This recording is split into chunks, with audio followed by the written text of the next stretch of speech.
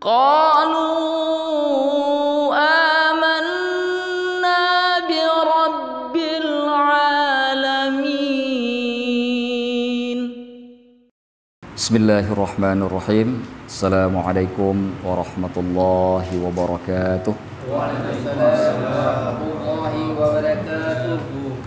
Alhamdulillahilladzi hadana wa biayatihi amanna wa bidzikrihi itma'anna. Wassalatu wassalamu ala sayyidil mustafa wa ala alihi wa ashabihi dhawil wafa wa man bi atharihi iktafa.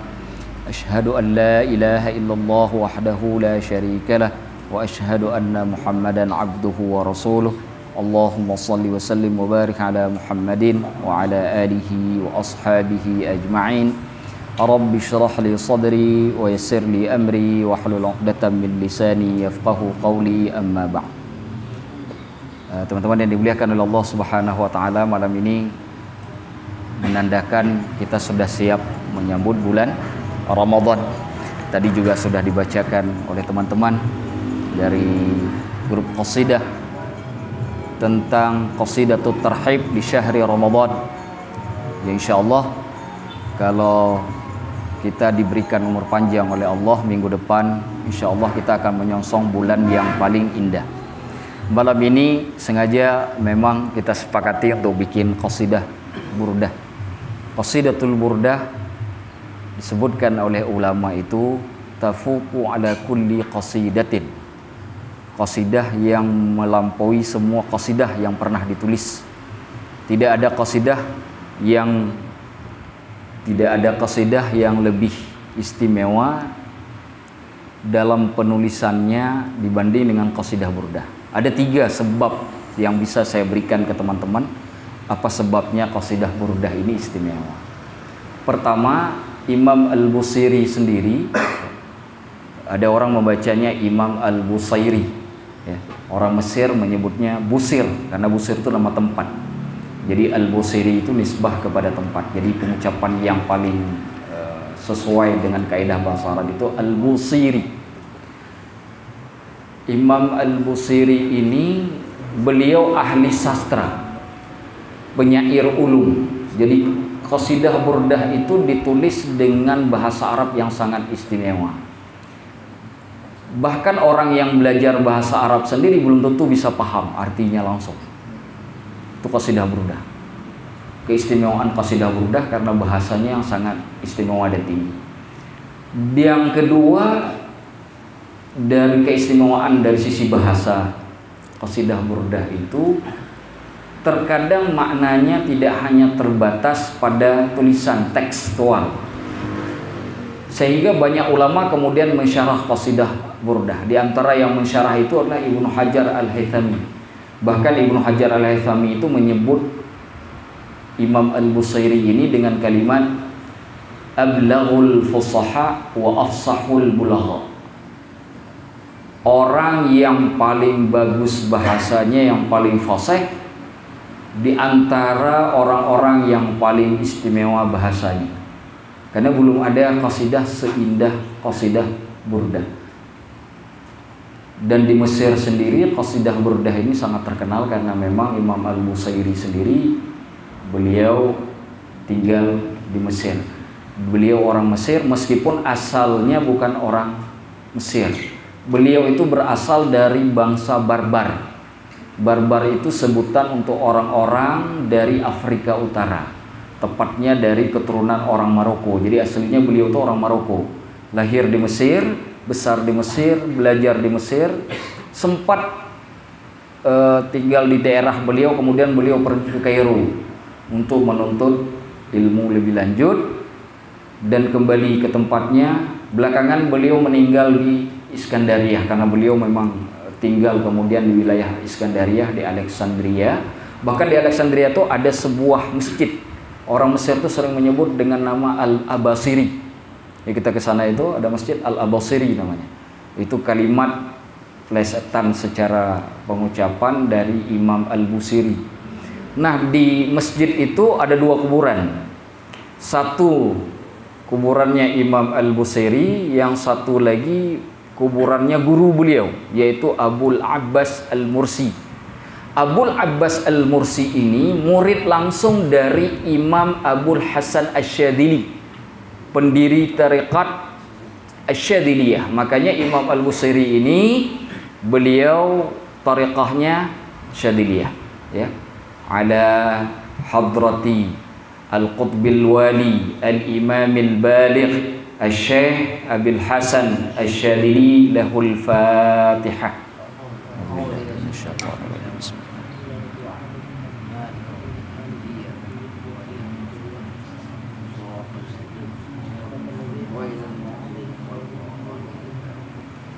Nah, itu Imam Al-Busairi. Yang kedua, alasan yang kedua, tadi alasan dari sisi bahasa, kenapa qasidah burdah istimewa? Karena di dalam kitab namanya Diwanul Busairi, Imam Busairi mengatakan begini, beliau itu ingin mendapatkan syafaat Rasulullah. Jadi beliau menulis qasidah burdah ini dengan perasaan yang meluap-luap. Karena saat itu beliau juga sedang sakit. Nah, Rasulullah Shallallahu Alaihi Wasallam kemudian menemui Imam Al-Busairi di dalam mimpinya.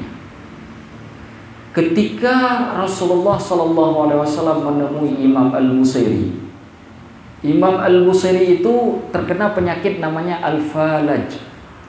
Al-Falaj itu penyakit mati badan sebelah, stroke sebelah. Jadi tidak bisa bergerak sama sekali sebelah itu dari badan beliau, dan beliau menulis ini dengan harapan mendapatkan syafaat Rasulullah, bertawassul kepada Nabi agar Allah mengampuni dosa beliau dan menyembuhkan penyakit beliau. Rasulullah kemudian menemui beliau di dalam mimpinya. Apa yang dilakukan oleh Nabi? Beliau usap bagian tubuh Imam Al-Busairi yang sakit. Bahkan setelah diusap oleh Rasulullah, beliau mengambil di badannya burdah. Burdah itu kain yang biasa dipakai seperti handuk untuk menyelimuti badan, bisa dipakai di kepala, bisa juga dipakai di punggung biasanya oleh para ulama. Rasulullah ambil burdah Rasulullah, ini kisah dalam mimpi, lalu dipakaikan kepada Imam Al-Busairi.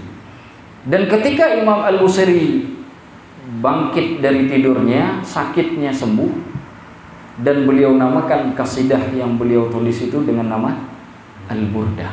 Nah, itu alasannya. Jadi jangan cuma baca qasidah Al-Burdah tapi tidak tahu alasan kenapa Al-Burdah itu ditulis oleh Imam Al-Busairi. Dan alhamdulillah dengan barakah tawassulnya beliau ke Rasulullah, beliau kemudian disembuhkan dari penyakit. Itu yang kedua. Yang ketiga, kenapa qasidah burdah ini istimewa? Karena beliau menulisnya dari pengalaman dan ilmu beliau dalam bidang tasawuf. Maka orang yang dekat dengan dunia tasawuf, apapun tarekahnya, itu pasti baca qasidah burdah, walaupun bukan bertarekah Syadziliyah. Hatta di Tijani juga baca, di Tijani juga dibaca, Alawin juga membacanya, ya. Semua orang yang ikut tasawuf hampir rata-rata membaca qasidah burdah. Dan qasidah burdah ini oleh para ulama disebut-sebut fadilahnya lebih istimewa dari semua qasidah burdah, dari semua qasidah yang ada, yang menceritakan tentang pujian dan keagungan serta kebesaran Rasulullah Sallallahu Alaihi Wasallam. Itu satu. Nah, sebagian orang yang menuntut ilmu, biasanya yang baru-baru nonton ilmu itu suka kebalik. Suka kebaliknya begini, Imam Al-Busairi itu bukan satu orang. Kalau disebut Imam Al-Busairi itu ada beberapa orang, ya. Yang paling terkenal, paling masyhur itu kalau dari Mesir itu 2 orang. Yang satu ulama tasawuf, penulis qasidah burdah, sedangkan yang satunya lagi itu ulama hadis. Dari namanya berbeda. Kalau yang penulis qasidah burdah itu namanya Muhammad bin Sa'id bin Hammad. Muhammad bin Sa'id bin Hammad, ini yang qasidah burdah kita baca. Sedangkan yang ulama hadis itu namanya Ahmad bin Abu Bakrin. Qasidah burdah itu Abu Abdillah. Kalau yang ulama hadis itu Abul Abbas.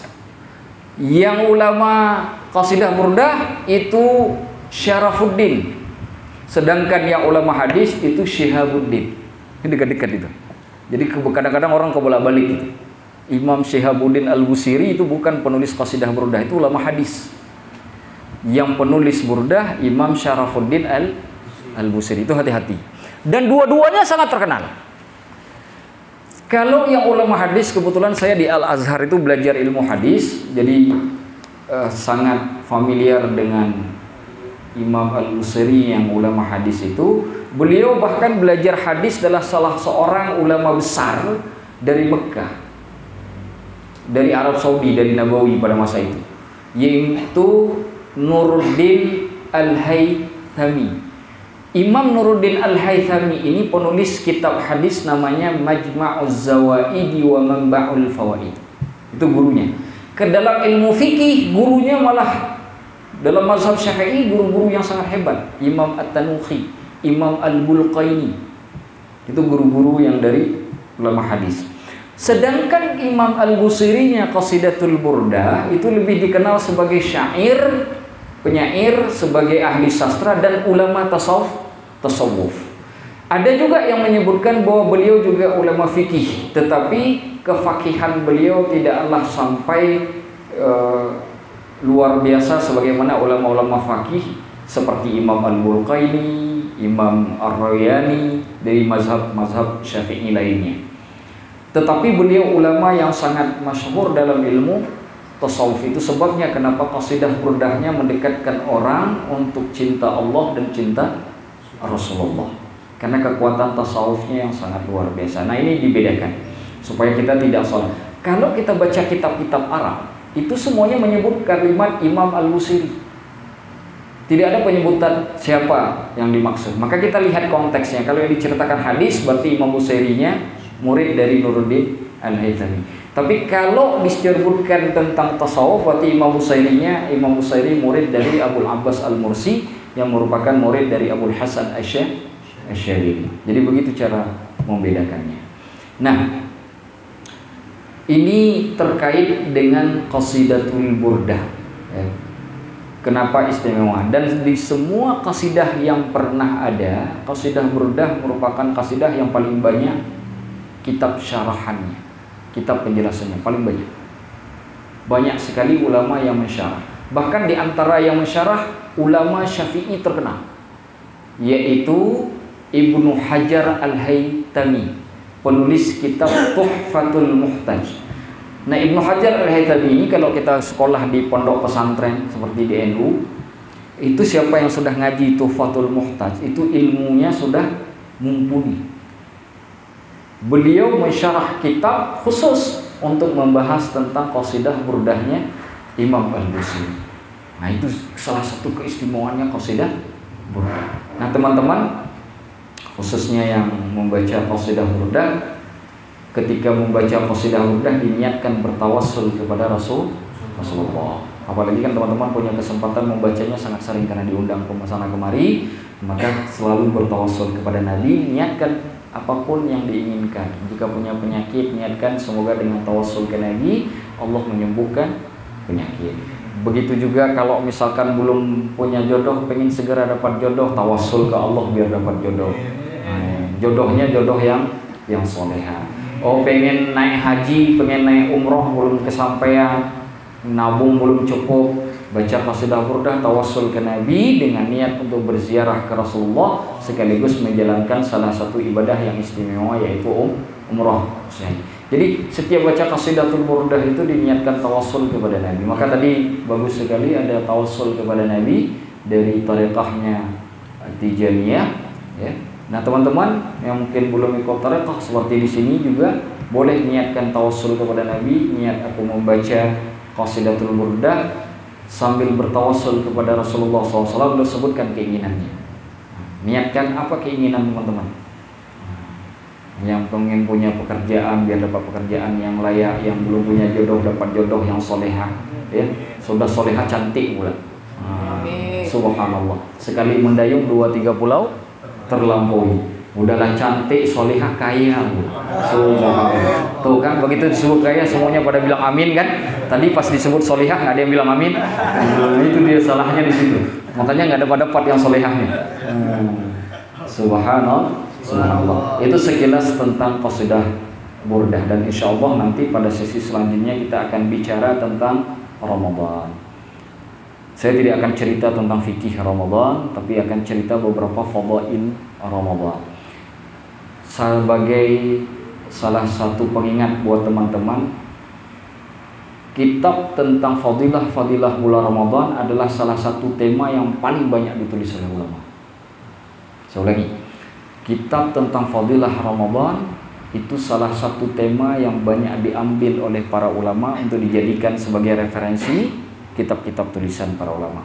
Di antara ulama yang sebelumnya menulis seperti Ibnu Abi Dunya, Ibnu Syahin, ya, itu menulis tentang fadail Ramadan, dan insya Allah malam ini kita akan membahas tentang itu. Dan insya Allah selain membahas fadilah Ramadan, kita juga ingin tahu, ya, apa saja yang dilakukan oleh Rasulullah SAW di bulan Ramadan dan apa yang dilakukan oleh para ulama di bulan Ramadan.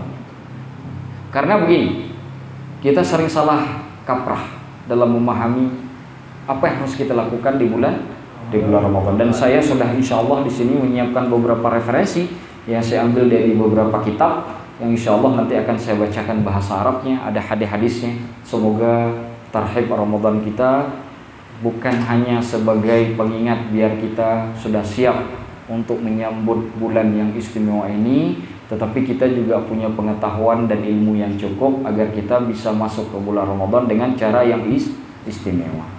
Imam An-Nasai meriwayatkan hadis di dalam kitab sunannya dari Anas radhiyallahu anhu anna Nabiy sallallahu alaihi wasallam qala hadza syahru Ramadan ja'akum, ini bulan Ramadan telah tiba kepada kalian. Tuftahu fihi abwabul jannah, pintu-pintu surga telah dibuka. Wa tughlaqu fihi abwabun nar, pintu-pintu neraka telah ditutup. Wa tusalsalu fihi syayatin, dan syaitan-syaitan telah dirantai. Di dalam riwayat yang lain dikeluarkan oleh Imam Ahmad di dalam kitab Musnadnya, juga Imam Al-Baihaqi di dalam kitab Sya'bul Iman, diriwayatkan dari Abu Hurairah radhiyallahu anhu, Nabi sallallahu alaihi wasallam bersabda, "Idza kana awwalu lailatin min syahri Ramadan."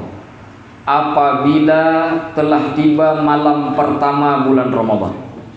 Malam pertama bulan Ramadan kira-kira kapan? Kita insyaallah malam Jumat ya. Malam Kamis, Muhammadiyah malam Kamis. Mungkin sama tahun ini. Kalau berbeda tidak perlu kita persoalkan. Baik ru'yah maupun hisab sama-sama ada di dalam Al-Quran maupun hadis Nabi SAW. Ya. Katakanlah malam Kamis, berarti begitu malam Kamis sudah tiba nih, pas malamnya azan maghrib, matahari sudah tenggelam. Apa kata Rasulullah? Sufidati syayatinu wa mardatul jin, maka syaitan-syaitan dirantai, diikat, dan jin-jin tidak lagi bebas kemana-mana, sudah ditahan. Wa ghulliqat abwabun nar, pintu-pintu neraka telah dikunci. Falam yuftah minha babun, tidaklah satupun pintu neraka tersebut dibuka oleh Allah. Begitu malam Kamis nanti, katakanlah misalkan malam Kamis itu sudah masuk bulan Ramadan, tidak ada satupun pintu neraka yang sudah dibuka, ditutup semuanya. Wa futihat abwabul jannati falam yughlaq minha bab, pintu-pintu surga dibuka, tidak satupun dari pintu surga tersebut yang ditutup. Ini kata Rasulullah. Wa yunadi munadin kulla lailatin, lalu manggillah orang-orang yang berpuasa dipanggil. Apa yang dipanggil? Ya baghiyal khairi aqbil, wahai orang yang bersegera melakukan kebaikan, maka datanglah. Wa ya baghiyash syarri aqsir. Sedangkan kalian yang melakukan kejahatan maka menjauhlah. Walillahi utaqa'u minan nar, dan bagi Allah itu ada pelepasan diri dari neraka. Wadzalika kullu lailah, dan itu terjadi setiap malam di bulan Ramadan. Jadi setiap malam. Jadi kita kan biasa mendengar begini, Ustaz, itqum minan nar itu kan 10 Ramadan terakhir. Hadis ini menunjukkan bahwa pembebasan dari api neraka itu dari malam pertama, tidak hanya dibatasi pada 10 malam terakhir. Hanya saja 10 malam terakhir lebih istimewa karena ada hadis nanti yang menceritakan tentang 10 hari terakhir. Imam An-Nawawi ketika menjelaskan hadis tentang bab dibukanya pintu surga, ditutupnya pintu neraka, dirantainya syaitan, itu mengutip pendapat Al-Qadhi Iyad. Al-Qadhi Iyad mengatakan begini, ini bisa dimaknai secara zahir. Artinya ketika datang malam Ramadan, semua pintu surga itu dibuka secara zahir oleh Allah. Dibuka.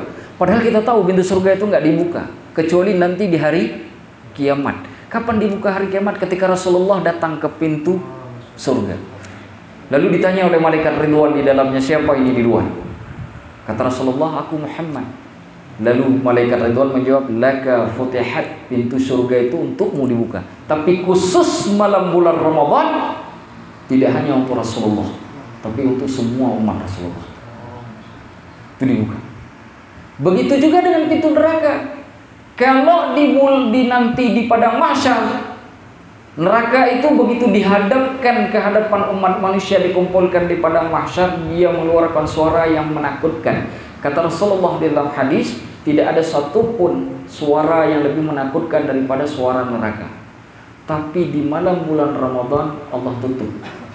Setan-setan itu dirantai. Ustaz, tapi kenapa masih ada yang mabuk di bulan Ramadan? Kenapa ada yang berzina di bulan Ramadan? Kenapa ada yang makan riba di bulan Ramadan? Karena dianya setan. Jadi bukan salah setan, dianya setan. Kan kata Allah, minal jinnati wan nas. Setan yang dimaksud dia punya sifat syaitan. Nah itu masalahnya. Jadi jangan kita sering salahkan setan. Kadang-kadang setan ini nggak salah. Kata setan, bulan Ramadan aku udah diikat, masa aku pula disalahkan? Memang dia seperti itu, lebih buruk dari aku, kata setan. Bukan salahku. Nah, memang dia itu lebih tidak perlu aku goda. Tanpa aku goda pun dia yang menggoda orang lain. Kan lebih parah dia daripada aku, katanya. Kalau aku nggak pernah aku goda bangsa jin, aku goda bangsa manusia, dia manusia digoda sama bangsanya sendiri. Nah, kata setan, ini jangan salahkan setan kalau ada orang melakukan kejahatan di bulan Ramadan. Nah, karena sudah rantai. Imam An-Nawawi ketika menukilkan pandangan Al-Qadhi Iyad ini mengatakan begini, dimungkinkan juga maknanya secara majaz, kiasan. Apa makna kiasan dari hadis tadi? Ketika datangnya malam pertama bulan Ramadan, orang-orang didekatkan oleh Allah ke pintu surga dengan cara diberikan rahmat, maghfirah, dan pelepasan dari api neraka. Jadi dekat sekali. Makanya saya mengatakan, kalau di bulan Ramadan ini kita nggak bisa khatam Al-Quran, nggak ada lagi bulan lain kita bisa ngejar khatam Al-Quran. Kalau bulan Ramadan berat berbuat kebaikan, apalagi bulan lain. Apalagi kalau nyari bulan Rajab, bulan Sya'ban, atau bulan Safar, lebih parah. Karena bulan Ramadan itu yang paling dekat. Apalagi bulan Ramadan namanya Syahrul Quran. Ya. Kalau tadi disebut dalam tarhib Ramadannya Syahrul Siyam, bulan puasa. Ini Syahrul Quran, bulan Al-Quran.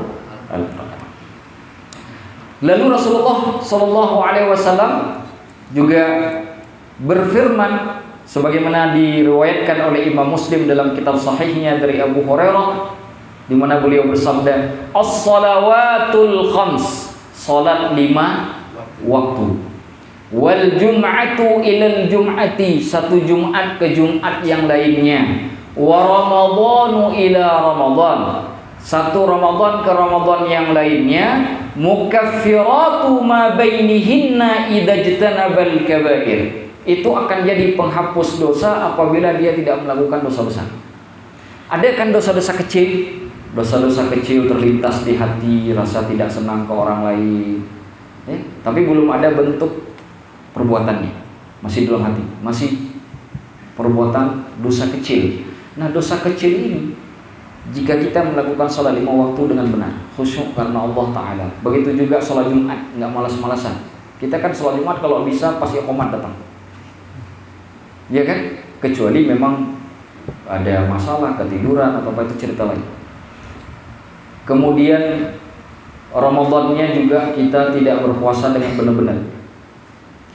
Apabila kita melakukan semuanya dengan baik, bayangkan 5 waktu ke 5 waktu itu kan berarti jam. Jumat ke Jumat itu hitungannya minggu, Ramadan ke Ramadan hitungannya tahun. Tahun kan? Sekarang pertanyaannya, kalau jam sekarang menghapuskan dosa kecil, kalau minggu bisa ada penghapus dosa kecil, kalau tahunan ada penghapus dosa kecil, pertanyaannya apa yang menyebabkan kamu lebih cinta neraka daripada surga? Itu pertanyaannya. Apa menyebabmu kamu lebih senang untuk berjalan ke neraka daripada berjalan ke surga? Bulan Ramadan, siapa yang kemarin mengatakan kepada saya, ada spanduk itu, Allah memberimu surga, kamu malah milih warteg. Nah, ini. Allah ngasih surga, dia milih warteg. Banyak bukan cuma wartegnya, dia pilih warung Padang, ya kan? Macam-macam. Padahal Allah kasih dia surga. Nah, bagaimana kemudian itu bisa menjadi penghapus dosa? Lalu Al-Hafidh Ibnu Syahid di dalam kitab Fadail Ramadan meriwayatkan dari Ammar bin Yasir dari Rasulullah SAW, di mana beliau berfirman, beliau suatu hari naik ke atas mimbar. Kata Rasulullah begini, amin, amin, amin, ya Allah terimalah, ya Allah terimalah, ya Allah terimalah. 3 kali beliau ucapkan. Lalu beliau berkatakan begini, man adraka walidayhi aw ahadahuma falam yughfar lahu fa'ab'adahu Allah. Jika ada orang yang menjumpai kedua orang tuanya atau salah satu dari keduanya, mereka masih hidup, lalu dia tidaklah diberi ampunan pemaafan oleh orang tuanya tersebut karena durhaka, karena mencaci maki orang tua, karena tidak berbuat baik kepada orang tua, tidak direstui oleh orang tua, baik dua-duanya ataupun salah satu, fa'ab'adahu Allah, maka Allah akan menjauhkan dia.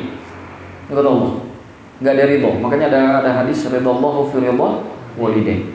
Maka sholat 5 waktu sekusyuk apapun, orang sholat 5 menit, dia 50 menit sholatnya. Kalau dosa sama orang tua nggak ada guna 50 menit itu. Itu kalimatnya. Lalu Rasulullah ketika mengatakan ini, mengatakan kepada para sahabatnya, qulu amin, katakanlah semua, ya Allah terima doa ini. Lalu para sahabat pun mengatakan amin ya Allah. Jadi ini doa Rasulullah, jadi ini pengharapan Nabi, diaminkan oleh para sahabat Nabi. Jadi orang yang sholatnya bagus, durhaka sama orang tua, nggak ada guna. Nggak ada guna. Ramadan mau tiba, yang punya salah ke orang tua, yang masih punya, telepon. Yang bisa temui, datangi. Yang nggak ada lagi orang tua, doakan. Sebelum masuk bulan Ramadan, nggak ada guna Ramadan kalau masih ngutang ke orang tua. Sudah. Yang kedua kata Rasulullah, wa man adraka Ramadhan, barang siapa yang mendapati bulan Ramadan falam yughfar lahu, tapi kemudian bulan Ramadan tidak bisa menyebabkan dia terampuni dosanya, fa'ab'adahu Allah. Allah akan jauhkan dia dari pahala, dari rahmat, dari diri. Allah jauhkan. Artinya apa? Bulan Ramadan itu kan bulan pengampunan dosa. Kalau bulan puasa saja nggak ada jalan dia untuk diampuni dosa, apalagi dia cari di bulan yang lain. Sedangkan fadilah bulan Ramadan lebih besar. Lalu Rasulullah pun mengatakan, qulu amin, katakan amin semuanya. Para sahabat pun mengatakan amin, kata Rasulullah. Jadi ini sudah diharapkan oleh Nabi ketika masa hidupnya, dan para sahabat mengaminkan pengharapan Nabi. Jadi nggak usah coba-coba. Kalau bulan Ramadan nggak diampuni dosa, nggak usah coba-coba. Pasti celaka di 11 bulan selanjutnya. Orang yang berhasil di bulan Ramadan pasti berhasil di 11 bulan selanjutnya. Orang yang gagal di bulan Ramadan pasti gagal di 11 bulan selanjutnya. Lalu Rasulullah mengatakan, man dzukirtu indahu, barang siapa yang namaku disebut di sisinya, falam yusalli alaihi, tapi dia tidak berselawat atasku, fa'abadahullah, maka Allah akan jauhkan dia. Makanya kalau disebut nama Nabi, ucapkan sekurang-kurangnya Allahumma salli ala Muhammad, itu sekurang-kurangnya. Sebagaimana bacaan di dalam salat yang disebutkan oleh Imam An-Nawawi dalam kitab Minhajul Talibin, itu sekurang-kurangnya Allahumma salli ala Muhammad.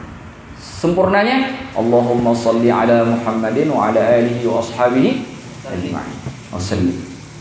Lalu Rasulullah pun mengatakan qulu amin, katakanlah kalian semuanya amin. Lalu diaminkan oleh para sahabat Rasulullah. Jadi ada 3. Yang durhaka ke orang tua, yang masuk bulan Ramadan tapi tidak tambah jadi baik, malah tambah jadi buruk, ke Allah buruk, ke Nabi buruk, ke manusia pun tambah buruk. 2. Yang ketiga, apabila nama Nabi disebutkan di sisinya dia tidak bersalah, tidak bersalawat. Itu 3. Maka orang itu celaka. Yang selanjutnya dikeluarkan oleh Imam Muslim dalam sahihnya dari Ibnu Abbas radhiyallahu taala anhuma, di mana Rasulullah sallallahu alaihi wasallam bersabda, "Umratun fi Ramadhan ta'dilu hajjatan." Umrah di bulan Ramadan pahalanya itu sebanding dengan pahala haji. Padahal kan umrah nggak ada wukuf di Arafahnya, tapi orang umrah di bulan Ramadan sama wukufnya di, Ustaz, saya pengen umrah di Ramadan tapi saya nggak punya duit. Bagaimana caranya? Angkat tangannya ke Allah, minta ke Allah. Karena Nabiullah Ibrahim itu disuruh oleh Allah wa adzim finnas, serukan orang untuk berangkat haji. Disuruhkan. Makanya ada para ulama memahaminya begini, ibadah haji itu ibadah panggilan. Berapa banyak orang yang punya uang yang banyak tapi belum tergerak hatinya untuk berangkat. Di saat yang sama orang yang sedikit duitnya setiap hari rindu untuk berangkat umroh ataupun haji. Maka orang yang tak punya uang tapi dia sudah punya kerinduan untuk haji dan umroh, maka berbahagialah, karena Anda sedang dipanggil, hanya belum dimampukan saja oleh Allah. Karena Allah sedang mencatat kebaikan tersebut. Yang paling celaka orang kaya nggak mau naik haji. Makanya dalam fikih Islam itu orang kaya nggak mau naik haji, uangnya disuruh rampas oleh qadhi, lalu dipaksa dia untuk berangkat haji. Kalau nggak mau juga, uangnya nggak boleh dikembalikan. Sampai begitu hukum. Karena itu ibadah wajib. Nah, di antara yang lain lagi, hadis tentang qiyamul Ramadan, mendirikan bulan Ramadan. Di dalam kitab Fathul Bari disebutkan oleh Al-Hafidz Ibnu Hajar Al-Asqalani, kaum muslimin berijma bahwa ini maksud dengan qiyam Ramadan itu salat tarawih. Nah, salat tarawih ini oleh Imam Nawawi menyebutkan begini, annal murada bi qiyami Ramadan, yang dimaksud dengan mendirikan bulan Ramadan salatut tarawih, yaitu salat tarawih. Annahu yahsulul maqsudu minal qiyam bi salatit tarawih. Artinya orang yang ingin mendirikan bulan Ramadan, dia walaupun tidak salat apapun, dia sudah tercukupi hukumnya untuk mendirikan bulan Ramadan hanya dengan salat tarawih. Bayangkan lagi salat tarawih, zikir, baca Al-Quran, kemudian ada qiyamul lail lagi malamnya, subhanallah, kemudian doa, kemudian bersalawat dan seterusnya dan seterusnya. Ya, coba bayangkan bagaimana kemudian pahala di bulan Ramadan. Nah, kemudian di antara keistimewaan lagi di bulan Ramadan itu adanya i'tikaf. Nah, para ulama itu berbeda pendapat terkait kapan i'tikaf dilakukan, tapi mereka sepakat bahwa i'tikaf di 10 Ramadan terakhir itu yang terbaik. Dan ini diriwayatkan oleh Imam Bukhari dari Sayyidah Aisyah, di mana Sayyidah Aisyah berkata, "Kana Nabi sallallahu alaihi wasallam ya'takiful 'ashral awakhir." Nabi itu beriktikaf di 10 terakhir Ramadan. Hatta tawaffahu Allah, sampai Allah mewafatkan beliau. Beliau itu ketemu bulan Ramadannya berapa lama? 9 kali. Karena bulan Ramadan itu diwajibkan pada tahun kedua Hijriyah. Beliau meninggal tahun 10 11 awal Hijriah. Jadi dari bulan 2 sampai bulan 10 beliau puasa. Total semuanya 9 kali. Dari 9 kali itu kalau saya tidak salah ingat cuma 1 kali beliau sholat puasanya 30 hari. Yang lainnya 29. Ya, jadi ke puasa itu kalau nggak 30 hari 29 hari. Nah, lalu Sayyidah Aisyah mengatakan, ini beliau lakukan setiap masuk 10 Ramadan terakhir beliau selalu i'tikaf. Setiap bulan Ramadan, tidak pernah berhenti sampai Allah mewafatkan beliau. Thumma takafa azwajuhu min ba'dih, lalu kemudian istri-istri beliau beriktikaf setelah beliau. Nah, Imam Al-San'ani, Imam San'ani pengarang kitab Subulus Salam. Kitab Subulus Salam itu kitab syarah atau penjelasan kitab Bulughul Maram karangan Al-Hafidz Ibnu Hajar Al-Asqalani. Kata beliau, ini menjadi kesepakatan di kalangan kaum muslimin dan para ulama bahwa i'tikaf itu sesuatu yang sunnah yang sangat didorong oleh Nabi SAW. Sunnah yang didorong oleh Nabi itu artinya sunnah mu'akkadah. Jadi 10 Ramadan terakhir itu jadi sunnah mu'akkadah. Ada beberapa sunnah mu'akkadah itu di Ramadan terakhir. 1, salat witir. Salat witir sunnah mu'akkadah khususnya di 10 akhir bulan Ramadan. Di antara sunnah muakkadah lagi itu membacakan kunut pada salat witir. Di antaranya lagi i'tikaf. Di antaranya lagi bergadang dengan berzikir kepada Allah, bukannya i'tikaf, khususnya membaca Al-Qur'an. Disunnahkan untuk mengkhatam Al-Qur'an di 10 Ramadan terakhir, dan itu dilakukan oleh para ulama. Itu di antara beberapa hal yang sunnah dilakukan oleh Rasulullah. Yang terakhir dari fadail Ramadan yang bisa saya sampaikan malam ini, disebutkan bahwa bulan Ramadan itu merupakan syahrul jud, bulan kebaikan. Imam Ibnu Rajab Al-Hambali di dalam kitab Lataiful Ma'arif itu menyebutkan bahwa dikatakan oleh Rasulullah SAW, diriwayatkan oleh Imam At-Tirmidzi dari Anas bin Malik, afdhalus shadaqati shadaqatu Ramadan. Sedekah yang paling istimewa dari semua sedekah itu sedekah bulan Ramadan. Makanya para ulama dulu nyari 11 bulan untuk menunaikan di satu bulan. Jadi kalau punya uang jangan ditahan-tahan di bulan Ramadan. Kalau ada orang butuh kasih, selama kita mampu, dengan syarat kewajiban kita di rumah tangga sudah terpenuhi, anak sudah ada susu. Jangan disedekahkan anak belum ada susu, karena yang beli susu anak itu wajib. Ini kan ibarat orang sholat Idul Fitri nggak sholat subuh, ya kan, sunnahnya cenderung, wajibnya ditinggalkan, kan jadi salah itu. Ya, sunaikan dulu yang wajib, baru kemudian disedekahkan dalam bentuk sunnah. Di antaranya lagi sedekah yang paling istimewa.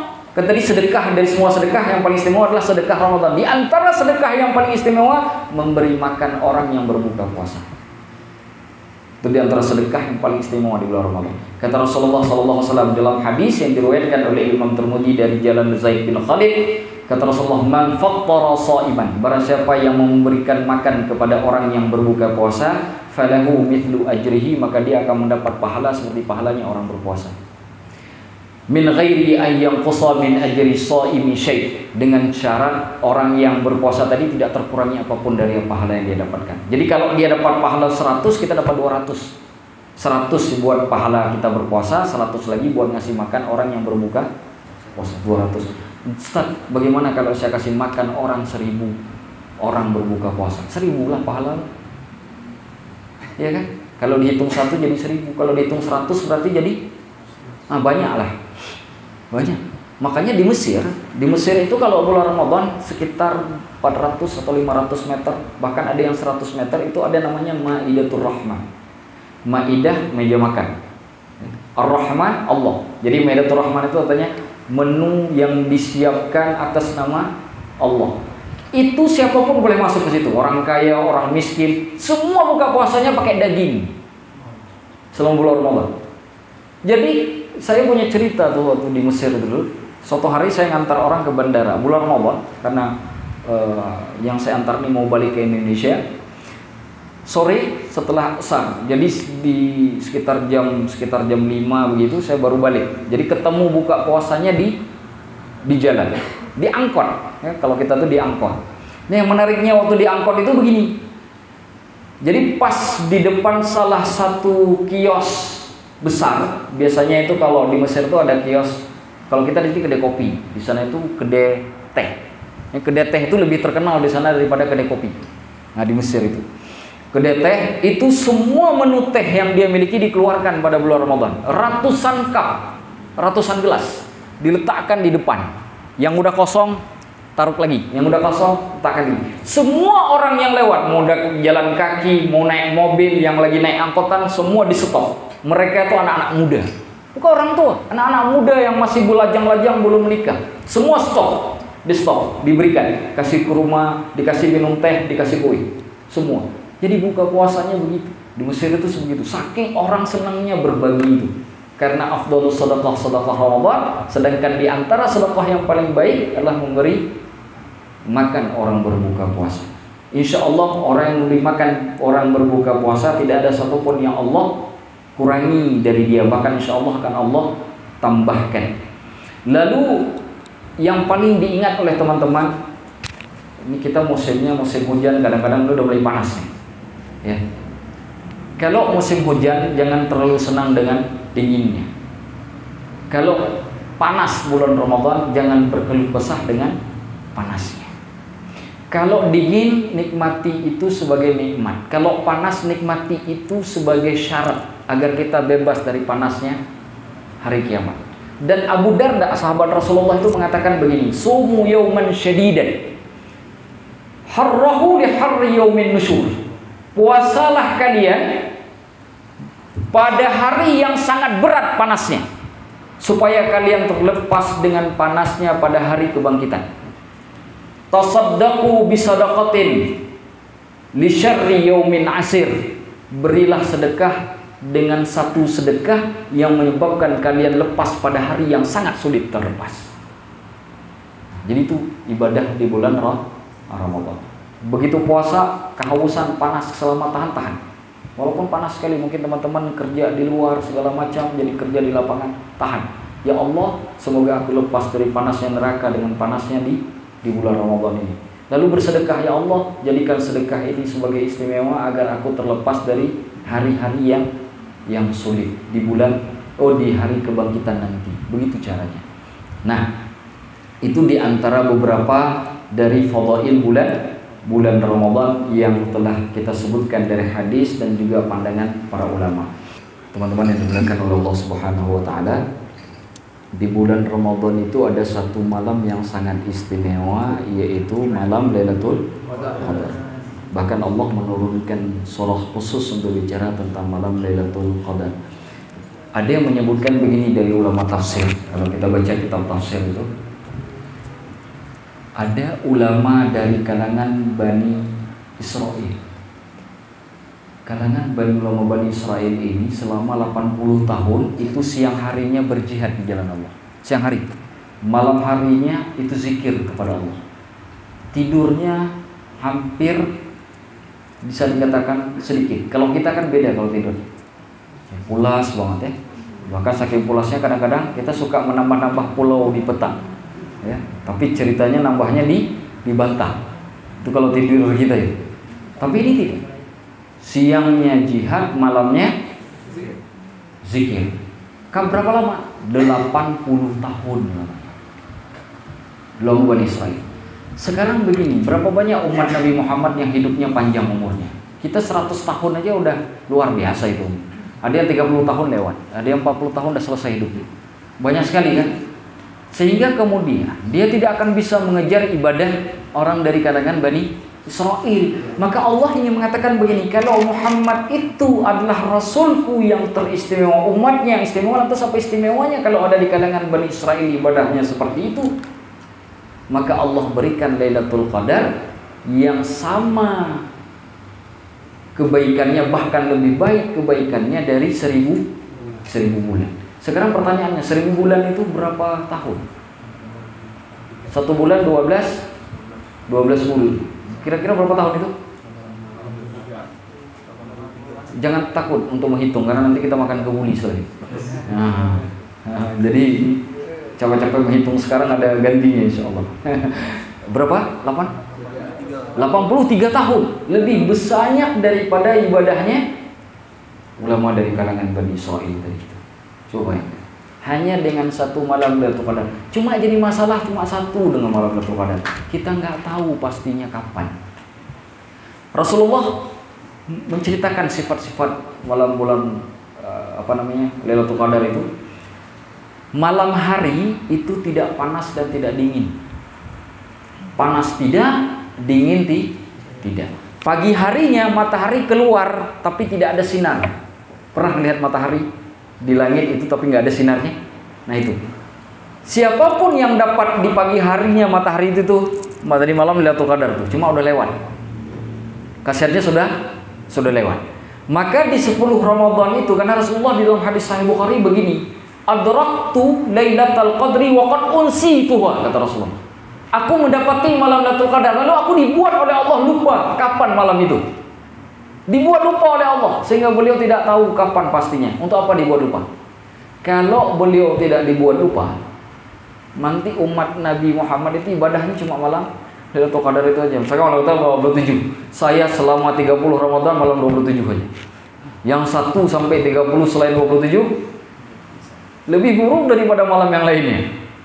Jadi kemudian dia mengatakan bahwa itu lebih baik 83 sama dengan 83 tahun.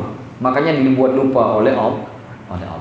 Siapapun yang dapat malam Lailatul Qadar, dia sudah mendapatkan 2 keistimewaan. 1, dia mendapatkan keistimewaan Al-Quran.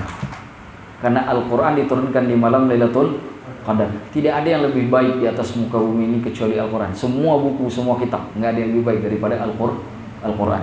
Yang kedua, siapa akan mendapatkan Lailatul Qadar, dia seakan-akan sudah beribadah lebih baik dari 1000 bulan. Kita 83 tahun, memang ibadah terus? Enggak kan? Kita kerja. Coba dihitung 83 tahun berapa kali masuk warung Padang? Kira-kira kalau masuk warung Padang itu berapa lama? Setengah jam. Kalau sehari kita masuk 1 kali, 83 tahun berapa kali warung Padang kita masuk itu? Berapa jam sudah habis? Nggak mungkin kita ibadah lagi makan ya. Apalagi kalau makan kembung kan, kembung bakar. Lupa astagfirullahnya, bahkan baca Allahumma doa makan saja kadang-kadang lupa. Allahumma barik lana fi ma razaqtana, udah lupa. Saking menikmatinya. Ini sama ibadah 83 tahun tanpa berhenti. Nah, yang jadi istimewanya di bulan Lailatul Qadar itu dikatakan oleh Imam Al-Mubarakfuri ya. Dalam kitab Mira'atul Mafatih, kata beliau, yang dimaksud dengan kenapa Allah menurunkan Al-Quran di bulan Ramadan itu artinya Allah memberikan pahala yang sempurna dan ampunan pula yang sempurna. Dengan syarat bagi orang yang mendirikan bulan Ramadan. Bagaimana cara mendirikan bulan Ramadan? Sekurang-kurangnya salat tarawih, itu sekurang-kurangnya. Tadi kan sudah kita bahas tadi, sekurang-kurangnya. Kalau tidur dari maghrib sampai subuh, insya Allah nggak ketemu. Walaupun dia dapat Lailatul Qadar, tapi dihitung tidak dapat Lailatul Qadar, karena dia tidak menghidupkan malam Ramadan. Jadi sekurang-kurangnya sholat tarawih. Nah kita alhamdulillah di sini mulai Ramadan tahun ini, insya Allah setiap pengajian kita di sini selama Ramadan ada 8 kali pengajian. Insya Allah setiap sholat tarawih itu 1 juz. Nah rencana kita. Dan semoga teman-teman kuat dan semangat. Saya khawatir baru diumumkan 1 juz, Ustaz, saya 1 surat aja bisa. Dengan 1 juz 1 surat aja. Tahu 1 surat? 8 rakaat, misalkan orang sholat tarawihnya 8 rakaat misalnya. Itu semua rakaat inna atainakal kautsar. 1 surat. 1 surat, 1 nafas pula. Habis bulan Ramadan aku dapat malam Lailatul Qadar. Begitu kan, beratnya kita begitu, ibadah singkat tapi nis permintaan ke Allah begitu banyak. Kayak tadi dapat istri soleha, cantik, kaya pula. Ibadahnya salat wajib doang. Ya kalau dikasihnya biasa-biasa wajar lah. Ya begitu kan. Tapi kalau ibadah sunnahnya dapat, yang Ramadannya dapat, zikirnya dapat, baca Al-Qurannya dapat, lalu Allah beri lebih. Pantas tidak? Pantas. Yang nggak pantas, ini kok istrinya soleh betul, macam Siti Maryam, Siti Asia, kaya pula, cantik pula. Dia roman mukanya biasa aja, miskin pula.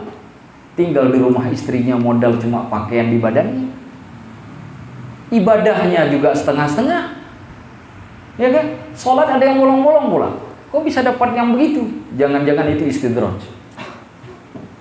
Jangan-jangan itu istidraj. Nah, itu yang bahayanya, itu dikasih semuanya yang istimewa tapi Allah nggak ridho dengan pemberian. Itu yang paling berat.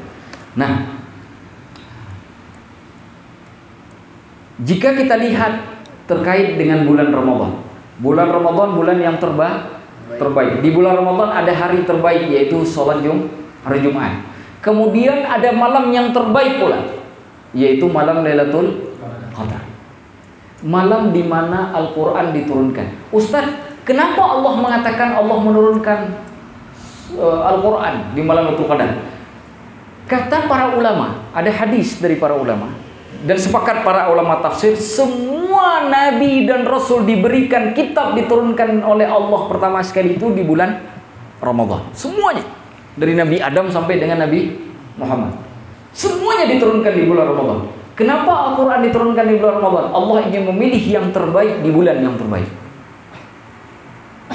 kepada orang yang terbaik, karena Nabi dan Rasul adalah orang yang terbaik. Sesuatu yang terbaik diturunkan kepada orang terbaik di waktu yang terbaik. Bulan Ramadan waktu terbaik. Dan malam yang dipilih di bulan yang terbaik tersebut malam yang terbaik. Lailatul Qadar. Semua terbaik. Tapi anehnya sedikit sekali orang yang mau membaca Al-Quran.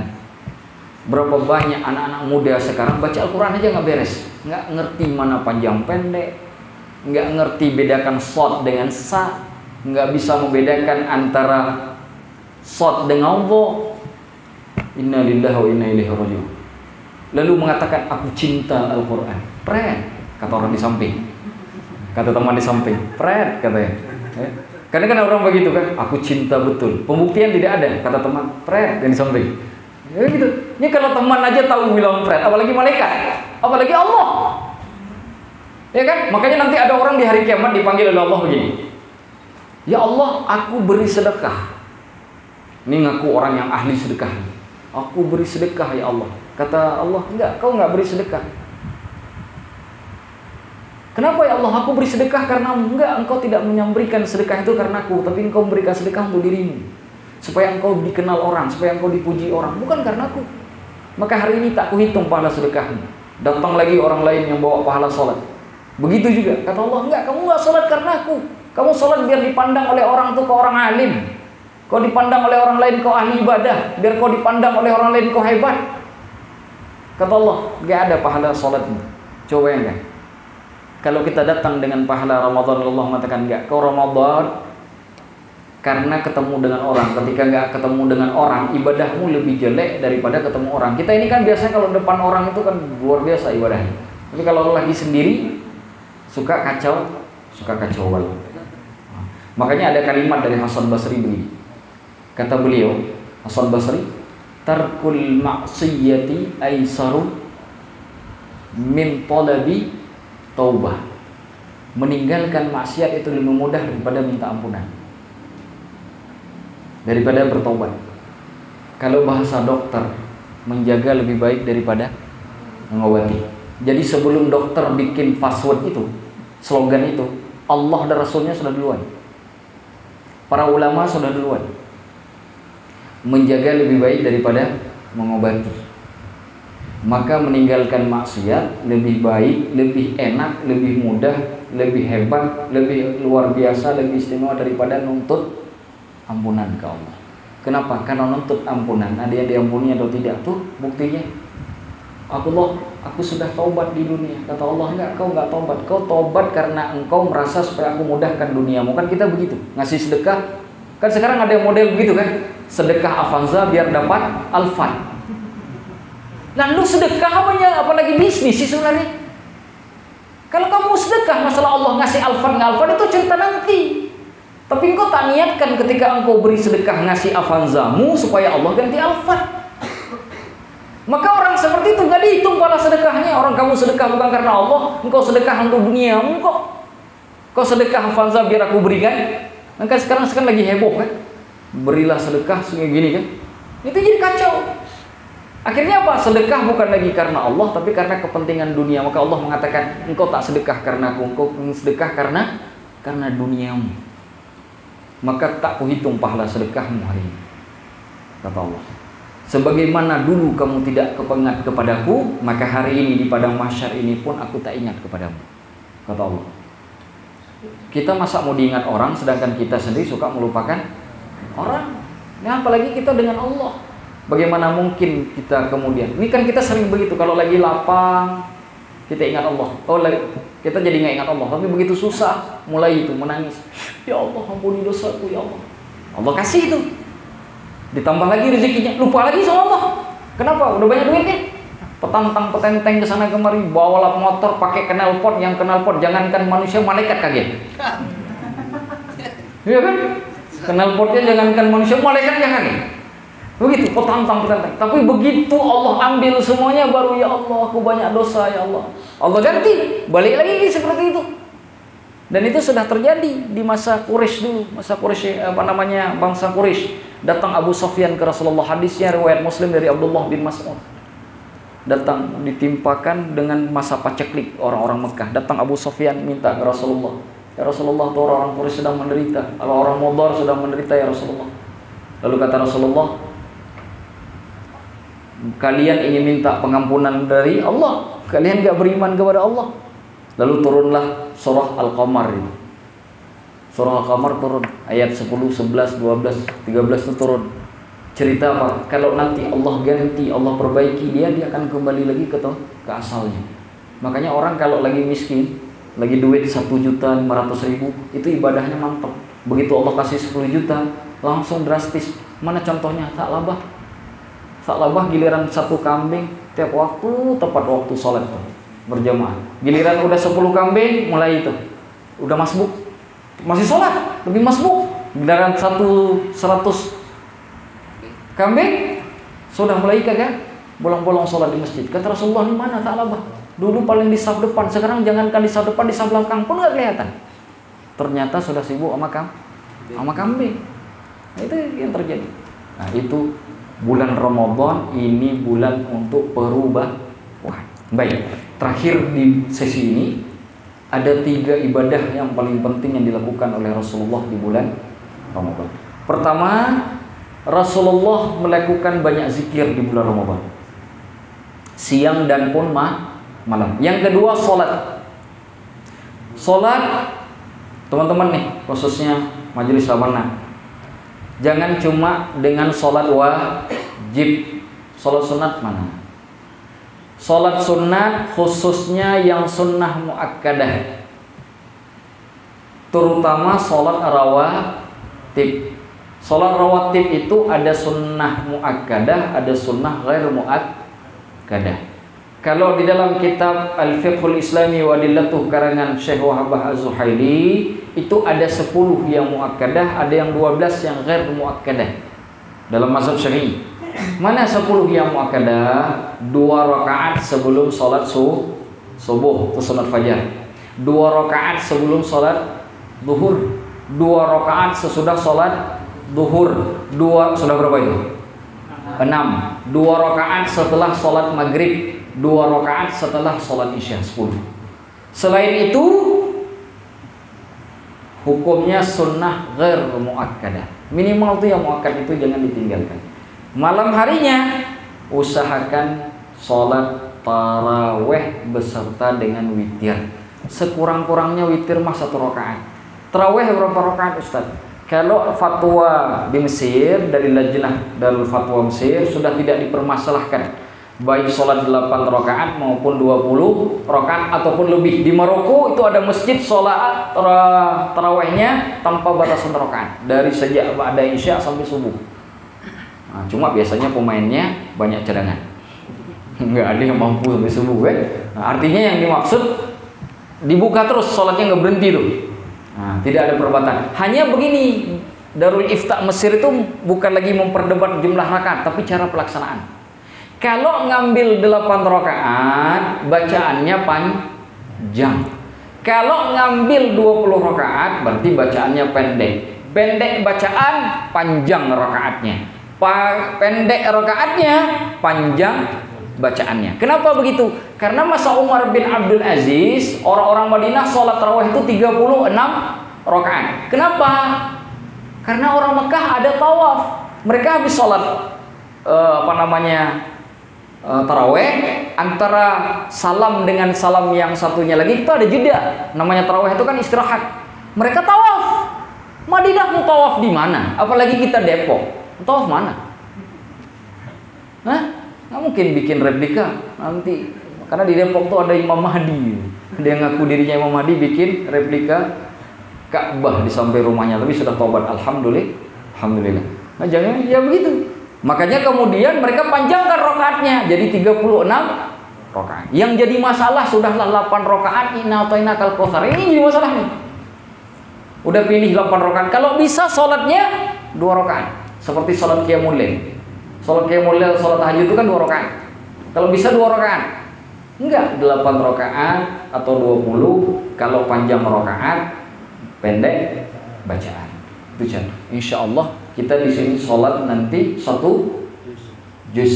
Nanti akan dibikin list jadwalnya oleh Pak Sekjen, ya, supaya nanti imam sholatnya biar tahu. Ya, kita tidak ada tausiah di sini, hanya sholat. Nah, jadi khusus teman-teman majelis, ya. Kalau yang ini kan mereka punya majelisnya sendiri. Ya, bagi teman-teman majelis ini mohon untuk hadir, kita sholat 10. Itu sudah ada Al-Quran. Standingnya sudah dibeli, Al-Qurannya sudah segede itu, masih jadi hiasan. Gimana kita ngomong ke Allah nanti di hari kiamat? Itu jadi persoalan. Insya Allah kita laksanakan.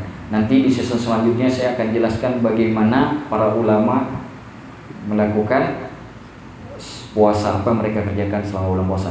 Terakhir, selain tadi sedekah, kemudian sholat, yang ketiga Al-Quran. Makanya disebut syahrul Quran, disebut bulan Ramadan itu syahrul, bulan Al-Quran. Kenapa?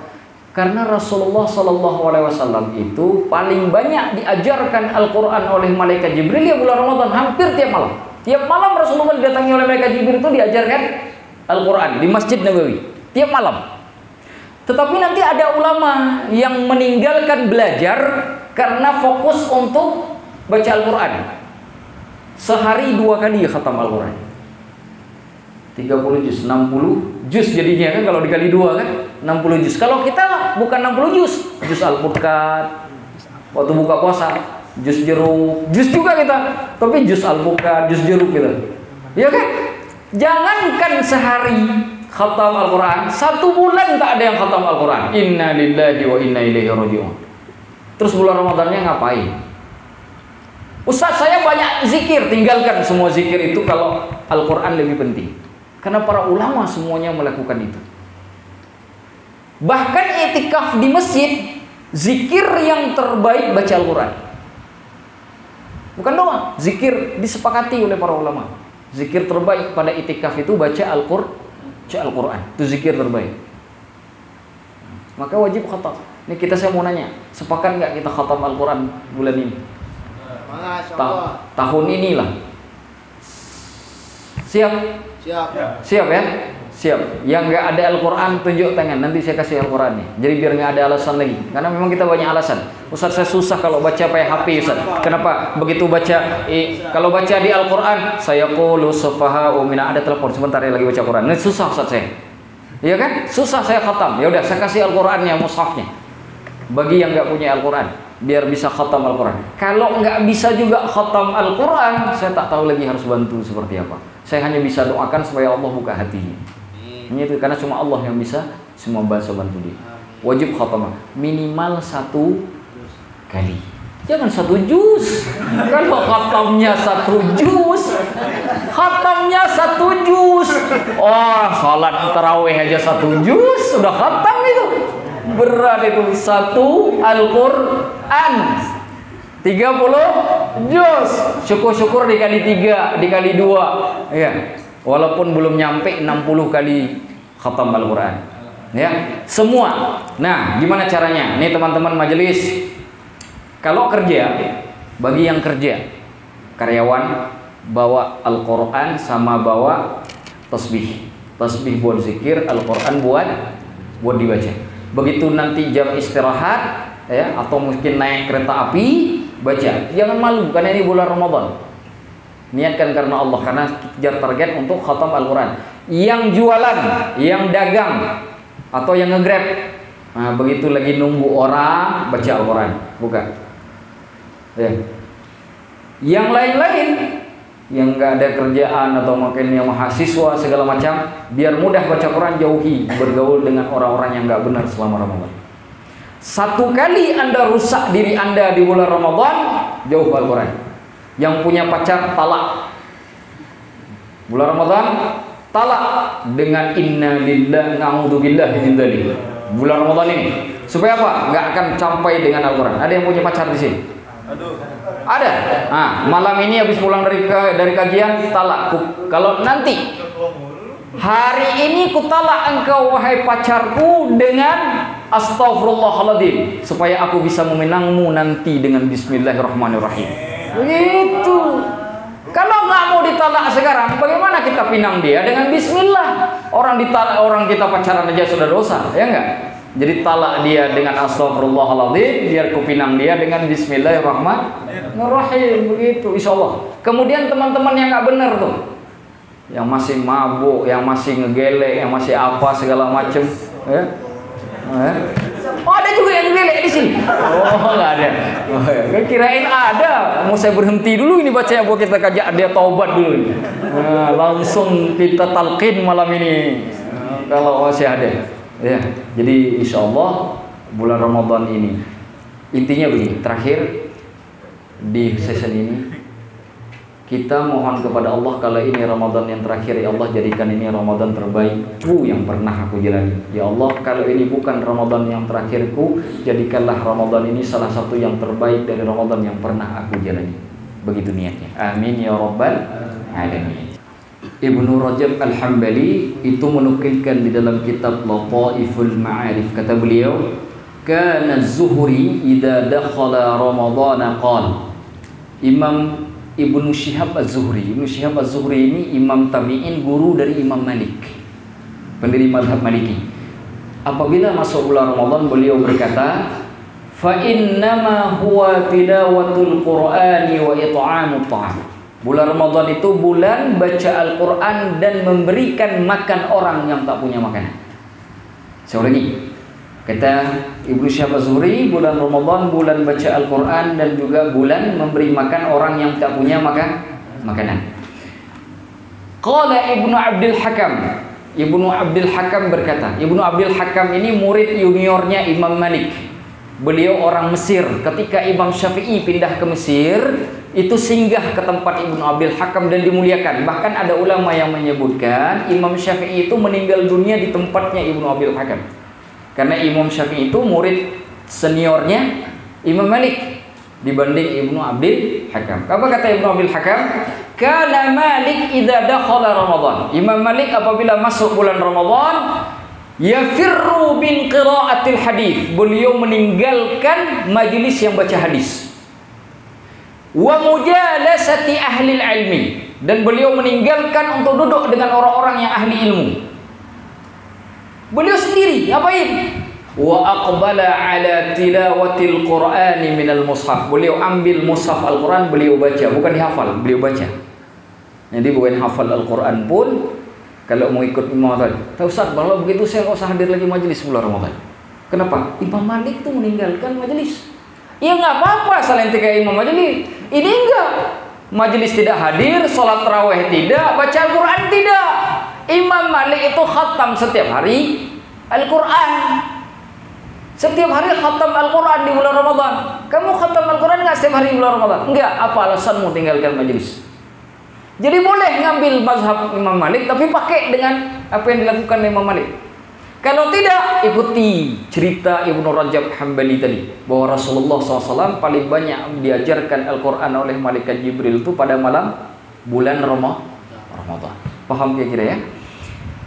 Qala Abdul Razzaq, berkata Abdul Razzaq ini ulama hadis, pengarang kitab Musannaf Abdul Razzaq. Kata beliau, kana Sufyan Ats-Tsauri. Sufyan Ats-Tsauri ini ulama asal Kufah, hidup semasa dengan Imam Abu Hanifah, Imam Hanafi. Imam Hanafi juga berasal dari Kufah. Jadi Imam Kufah itu saat itu punya dua imam. Satu Sufyan Ats-Tsauri, yang satu Imam Hanafi. Karena Sufyan Ats-Tsauri idza dakhala Ramadan, Sufyan Ats-Tsauri apabila masuk bulan Ramadan, taraka jami'an ibadah. Beliau tinggalkan semua ibadah. Semua ibadah beliau tinggalkan. Maksud ibadah yang beliau tinggalkan ini ibadah yang sunnah, bukan yang wajib. Jangan dipikir nanti Sufyan Ats-Tsauri udah enggak salat zuhur. Bukan. Maksudnya ibadah sunnah beliau tinggalkan. Apa juga yang beliau lakukan? Wa aqbala ala qiraatil Quran. Beliau pindah untuk baca Al-Quran. Semua ibadah sunnah yang lain beliau pakai untuk baca Al-Quran. Jadi bagi teman-teman yang nggak sanggup pakai mazhabnya Imam Malik dengan mazhabnya Sufyan Ats-Tsauri, jangan coba-coba tinggalkan majelis di bulan Ramadan. Karena akan menghilangkan kefadilahan yang bisa kita dapatkan di bulan Ramadan. Boleh tinggalkan majelis. Saya Ustaz nggak mau datang majelis bulan Ramadan. Kenapa? Karena bulan majelis saya ingin tinggalkan semua ibadah. Terus ente ngapain? Tidur, Ustaz, kan tidur ibadah. Iya, kalau ente tidurnya tepat waktu. Tapi kalau tidurnya dari pagi bangun maghrib apa ibadah? Malah itu tidur dicambuk malaikat namanya. Nah, baik. Terus lagi Imam Al-Baihaqi meriwayatkan dalam kitab Sunan Al-Kubra dari Ibnu Mas'ud, sahabat Rasulullah. Apa yang dilakukan Ibnu Mas'ud? Annahu kana yakhtimul Qur'ana fi Ramadhan fi 3. Abdullah bin Mas'ud menakhatamkan Al-Quran setiap 3 hari sekali. Berarti kalau 3 hari sekali, kalau puasanya 30 hari, berarti 10 kali khatam Al-Quran. Wa fi ghairi Ramadan minal jum'ati ilal jum'ati. Kalau selain bulan Ramadan, beliau khatam Al-Qurannya 1 minggu sekali. 7 hari, Jumat ke Jumat, untuk khatam Al-Quran sekali. Kalau bulan Ramadan 3 hari sekali, beliau ringkas jadi setengah. Akhrajahu Abdul Razzaq fil Musannaf. Abdul Razzaq juga mengeluarkannya dalam kitab Musannafnya terkait dengan imam dari kalangan salafus saleh yang bernama Al-Aswad bin Yazid An-Nakhai, saudara dari Ibrahim An-Nakhai. Ibrahim An-Nakhai ini salah satu guru dari gurunya Imam Hanafi. Al-Aswad yaitu Yazid bin Nakhai yakhtimul Qur'ana fi syahri Ramadan fi kulli lailatin. Mengkhatam Al-Quran setiap 2 malam sekali. Jadi setiap 2 malam sudah khatam Al-Quran. Berarti kalau 30 hari jadi 15 kali khatam Al-Quran. Wa yanamu fi ma bainal maghribi wal isya. Tidur dari maghrib sampai isya saja setiap hari di bulan Ramadan. Maghrib sampai isya udah pakai sholat maghrib, sholat sunnah. Kira-kira tidurnya setengah jam gitu. Paling lama itu. Setiap hari beliau tidur setengah jam. Setiap hari selama bulan Ramadan. Hanya tidur dari maghrib sampai dengan isya. Setelah itu bangun tak tidur lagi. Nanti besok maghrib lagi dia tidur. Wa kana yakhtimu fi ma siwa dzal wa fi ghairi Ramadan. Bukan. Wa kana yakhtimu fi ma siwa dzalika fi 6. Kalau di luar bulan Ramadan beliau khatam setiap 6 hari sekali. Wa fi kitab Akhbar Abi Hanifah wa Ashabi. Dalam kitab, judul kitabnya Akhbar Abi Hanifah wa Ashabi. Kitab tentang cerita-cerita Abu Hanifah dan murid-muridnya. Qala Abu Yusuf rahimahullah. Abu Yusuf ini muridnya Imam Hanafi. Beliau berkata, kana Abu Hanifah, Imam Hanafi, yakhtimul Qur'ana kulla yawmin wa laylatin khatmatan. Setiap 1 hari semalam itu 1 kali khatam. Berarti 30 kali khatam Al-Quran dalam bulan Ramadan. Wa fi kitab Tarikh Baghdad, dalam kitab sejarah Baghdad ditulis oleh Al-Khatib Al-Baghdadi. Ar-Rabi' bin Sulaiman, murid dari Imam Asy-Syafi'i menukilkan, kana Syafi'i, Imam Asy-Syafi'i yakhtimu fi kulli lailatin khatmatan. Mengkhatam Al-Quran di malam hari 1 kali tamat Al-Qurannya. Wa fi fa idza kana syahru Ramadan, apabila datang bulan Ramadan, khatama fi kulli lailatin minhu khatmatan wa fi kulli yaumin khatmatan. Apabila datang bulan Ramadan, malam 1 kali khatam, siang harinya 1 kali khatam. Jadi masuk nih hari Kamis bulan Ramadan, itu udah khatam beliau malamnya. Besoknya hari Kamis yang khatam lagi, berarti 2 kali khatam. Dalam riwayat yang lain disebutkan beliau khatam Al-Quran di dalam sholat. Jadi 30 juz di dalam sholat. Saya tanya, 30 juz baca Al-Quran berapa lama berdirinya? Kita, ini disambung lagi. Fakana yakhtimu fi syahri Ramadan 60 khatman. Imam Syafi'i dalam bulan Ramadan mengkhatamkan 60 kali Al-Quran dikhatamkan oleh beliau. Wa fi kitab Sya'bul Iman, dalam kitab Sya'bul Iman karangan Imam Al-Baihaqi disebutkan kana Muhammad bin Ismail Al-Bukhari rahimahullah. Imam Bukhari, penulis kitab Sahih Bukhari. Idza kana awwalu lailatin, apabila malam pertama min syahri Ramadan, dari bulan Ramadan, yajtami'u ilaihi ashabuhu fayusalli bihim. Beliau berkumpul dengan sahabat-sahabatnya, beliau salat dengan mereka. Fayaqra'u fi kulli raq'atin 20 ayat. Pada setiap rakaat beliau baca 20 ayat. Wa kadzalika ila ayakhtimal Qur'anan. Begitu terus-menerus sampai khatam Al-Quran di satu malam. Berarti kalau 20 ayat 6.666 ayat itu dalam satu hitungan. Dibagi 20, hitung saja berapa jumlah rakaat salatnya. Ya, 6.666 ayat dibagi 20 ya. Dibagi dulu 20. Jadi kita bisa tahu berapa rakaat beliau salat karena setiap rakaat 20 ayat. Imam Syafi'i baca Al-Qur'annya. Wa kadzalika yaqra'u fi sahri, dan beliau membaca di waktu sahur ma bainan nisfi ila thuluthi min al-Qur'an, antara setengah sampai sepertiga Al-Qur'an. Sahur, waktu sahur. Sahur kita kira-kira dari jam berapa di sini? Katakanlah jam 2 atau setengah 3. Itu sampai dengan subuh ya, keluarnya fajar shadiq, itu beliau bisa baca setengah Al-Qur'an atau sepertiga Al-Qur'an. Sepertiga Al-Quran itu berapa surah itu? 10 juz. 10 juz itu sepertiga. Kalau setengah 15 juz. Itu Imam Bukhari di bulan Ramadan. Fayakhtimu 'inda as-sahri fi kulli 3 layalin. Beliau kalau baca 10 sepertiga itu menamatkan Al-Quran di waktu sahur, itu setiap 3 malam sekali. Karena 10 juz tamat Al-Quran di 3 malam sekali. Itu bacaannya di waktu itu belum yang sudah khatam tadi waktu sholat. Jadi khatam di waktu sholat, khatam pula di waktu sahur. Ustaz, bacaannya cepat. Tapi cepatnya bacaan mereka bukan cepat tanpa makhraj, bukan bacaannya cepat tanpa taj. Kalau kita kan nggak kedengaran kan, seperti orang baca doa amin, yasnaun, yang itu nggak bisa. Dari hudal muttaqin, itu nggak bisa begitu. Tetap cepat boleh, tapi semua huruf harus kebaca. Nah, wa kana yakhtimu bin nahari kulla yaumin khatmah, dan setiap hari beliau menamatkan Al-Quran 1 kali. 3 kali beliau khatam Al-Quran dalam 1 hari 1 malam. Saat di hari beliau khatam Al-Quran 1 kali, waktu sholat tarawih khatam, waktu sholat malam khatam Quran lagi 1 kali, di waktu sahur 3 kali, setiap 3 kali sekali beliau khatam Al-Quran. Itu Imam Bukhari. Sudahlah begitu, mereka tidak banyak minta-minta.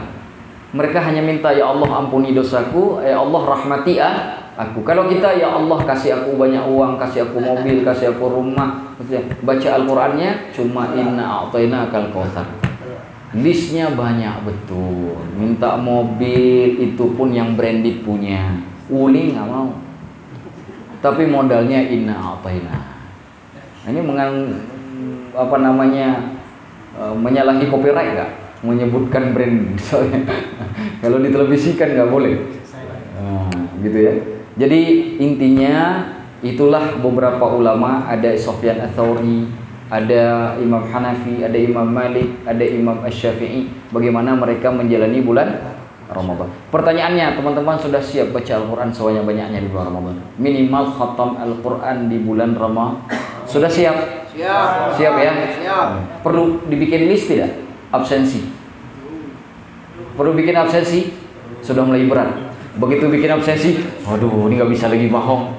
Nah, kalau nanti kalau nggak diabsensikan, kalau nanti datang bulan Syawal ditanya lagi, sudah khatam Al-Quran? Insya Allah Ustaz. Itu insya Allahnya entah yang Ramadan tahun ini, entah Ramadan yang akan datang. Pokoknya insya Allah. Tapi kalau sudah absensi kan nggak bisa lagi insya Allah kan? Sudah ada berapa juz yang dibaca? Makanya tadi diam semua. Siap diabsensi? Siap. Nah, bagian depan saja, bagian belakang masih malu-malu. Entah malu-malu, entah karena nggak mau. Wallahu a'lam bishawab. Tapi tetap walaupun nanti pun tidak diabsensi, tidak mengurangi kita untuk khatam Al-Qur'an. Dan kita akhiri burdah 2 fasal lagi insyaallah. Dipersilakan.